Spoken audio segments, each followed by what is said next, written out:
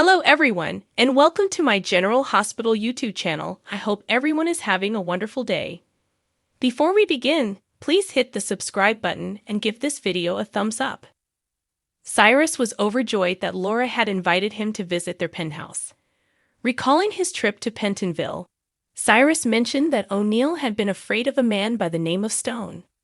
Cyrus went on to say that O'Neill had claimed Stone had succeeded in persuading everyone that he was dead. Laura said that when Cyrus was talking to O'Neill, his microphone had given out. Laura appeared doubtful that the wire cutting out was due to Heather's assault on Cyrus. Laura was still wary of Cyrus, he saw, and he vowed on his mother's life that he had done nothing to set off the malfunctioning microphone. Ace started crying, so Laura went to see how he was doing. When Elizabeth and Portia arrived at the hospital, they saw Heather handcuffed to a bed, grinning broadly in her patient's room. Heather said that after being restrained by Pentonville jail guards, she was having hip pain. There was a guard there, and he refuted Heather's statements. After talking endlessly about how uncomfortable she was, Heather urged Elizabeth and Portia to take off the shackle. After reminding Heather that it was customary for inmates to stay handcuffed to a bed, Portia, along with Elizabeth, left the room. The guard restated in the corridor that nobody at the institution had physically abused Heather. Using a phone from the nurse's station, Portia requested an MRI on Heather's hip. Portia informed Elizabeth, "It's better for everyone if we get Heather to Pentonville as soon as possible." After a little while, Ace made an appearance with Laura and Cyrus. When Laura discovered Elizabeth, she informed Laura that Ace's temperature was 104. Heather was brought out of her room and Elizabeth consented to inspect Ace. Heather cried out for Cyrus to stop with Ace, claiming that Cyrus had murdered Esme. Laura kept screaming that Esme was dead while Heather raged at her. Laura mentioned that after learning that Esme had regained her memories, she had made an effort to locate Esme. When Heather gloated brutally that Spencer had died, Laura was shaken. Elizabeth and Laura departed together. After that, Cyrus made an effort to have a cordial chat with Portia, but she advised him to avoid her family. Laura came back a little bit later to update Cyrus on Ace. Laura said Ace had remembered all the times Esme had held him when he had seen Elizabeth holding him earlier. Laura noted that since Heather was a mother who had lost her kid and had a right to be grieving, she sympathized with her loss over Esme. It was admitted that Esme had been willing to kill to win Ace back, but she had brought Spencer with her. Cyrus tried to console Laura by reaching for her hand. Meanwhile, back in the hospital, Heather started carefully unscrewing the lock on her cuffs using a paperclip. Brooke Lynn acknowledged to Maxie in the Quartermain Mansion kitchen that she had gone to her months before in an attempt to remove Tracy from deception. Brooke Lynn was admired by Tracy, who thought it was a scheme worthy of a Quartermain. Brooke Lynn expressed her real enjoyment of working with Tracy at Deception. Tracy had faith in Brooke Lynn's ability to lead the company as CEO. "And when you do, you have my permission to depart if you still wish to. And I'll give Maxie and Sasha my stock back." "Lucy receives nothing," Tracy suggested. Brooke Lynn questioned Tracy's importance in having Brooke Lynn run Deception. "Because we can accomplish it together. You're a really intelligent lady. Anything you set your mind to, you can accomplish. You make me think about who I am. And dare I say it, I enjoy having fun," Tracy remarked, complimenting Brooke Lynn. Tracy's offer affected Brooke Lynn, and she accepted to stay at Deception. Tracy and Brooke Lynn should spend more time getting to know one another. If Tracy had invited Gregory to the wedding, did Brooke Lynn know? Tracy acknowledged having gone to the invader to inquire, but she discovered that he had already spoken to Alexis. Tracy was urged by Brooke Lynn to let Gregory know that she would like to see him. Tracy promised to consider what Brooke Lynn had advised.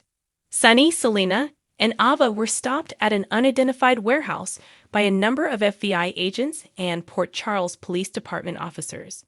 The group was led by John, Anna, Dante, and Chase. Everyone present was instructed to freeze by the authorities. Simultaneously, Two individuals in all black attire had emerged from the rooftop area overlooking the warehouse below. "Looks like we're late to the party," one of the men with gray streaks in his side of the head hair stated. The man turned to his buddy, Jason Morgan, and stated, "I can still get the shot." The man with the gray hair pulled out a big sniper rifle, which he slid through his skylight and aimed right at Sonny's head. Jason put his palm on the man's trigger hand as a gunshot rang out. Jason gave the command for the sniper to leave the warehouse as everyone inside took cover. "The shot's source is known to be the roof.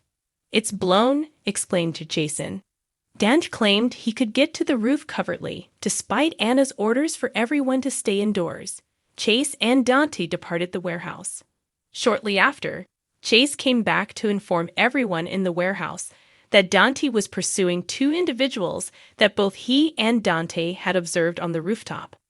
At the same time, Dante told a man confronting him to put his hands behind his head at Pier 55 in the waterfront district.